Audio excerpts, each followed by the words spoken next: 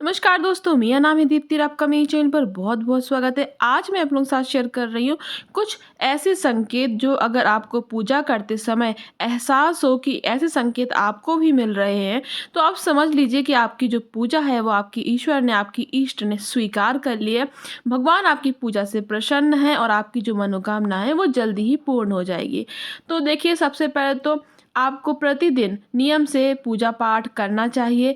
आपको थोड़ा समय भगवान के लिए अवश्य निकालना चाहिए, चाहे आप वो नौकरी करते हों, चाहे आप गृहस्थ जीवन में हो, आपके छोटे बच्चे हों, तब भी थोड़ा समय आप अपने भगवान के लिए, ध्यान के लिए ज़रूर निकालिए। क्योंकि जो भगवान होते हैं वो आपकी जो समस्याएं हैं, जो आपकी प्रॉब्लम्स हैं, उनको वो आपसे पहले समझ लेते हैं और जो भी विपत्ति आने वाली होती है वो पहले ही कट जाती है अगर आप भगवान के नियम से स्मरण करते रहते हैं, ध्यान करते रहते हैं, उनकी पूजा और पाठ करते रहते हैं। तो आपको पता भी नहीं चलता है, जो बड़ी बड़ी समस्याएं हैं वो छोटे रूप में निकल जाती हैं।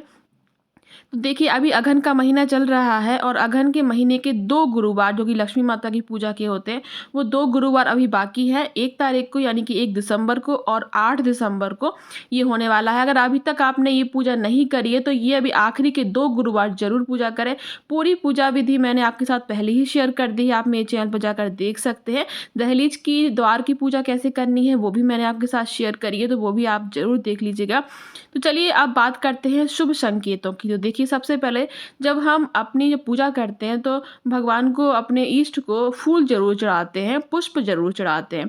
अगर आपने अपने इष्ट, अपने ईश्वर की मूर्ति के ऊपर अपनी, अगर आप माता रानी की पूजा कर रहे हैं उनके ऊपर अगर आपने पुष्प चढ़ाया है, जैसे कि हम माता रानी के ऊपर लाल पुष्प जरूर चढ़ाते हैं, तो अगर आपने वो पुष्प चढ़ाया है और पूजा करते समय, ध्यान करते समय अपने हाथ जोड़कर जब आप प्रार्थना करते हैं, अगर वो पुष्प नीचे गिर जाता है तो आप समझ लीजिए कि भगवान ने आपकी जो विनती है उसको स्वीकार कर लिया है और आपके साथ हमेशा अच्छा ही होगा।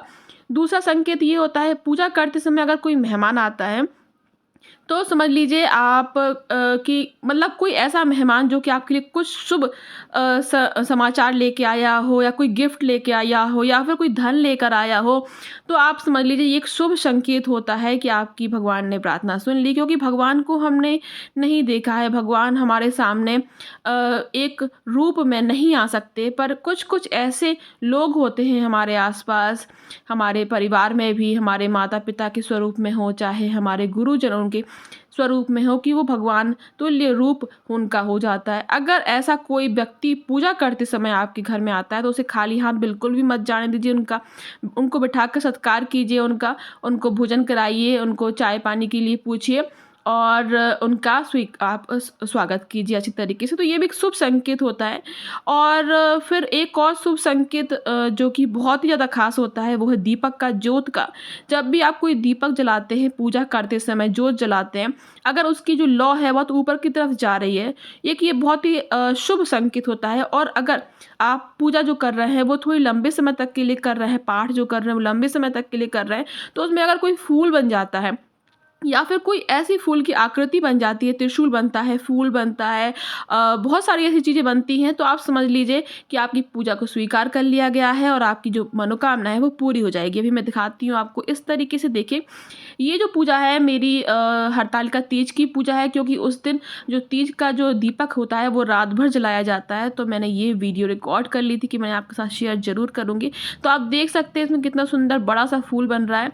तो अगर आपका ऐसा इस तरीके से फूल बने तो समझ लीजिए कि आपकी जो पूजा है वो स्वीकार कर ली गई है और भगवान आपकी विनती को जल्दी से ही पूरी करने वाले हैं।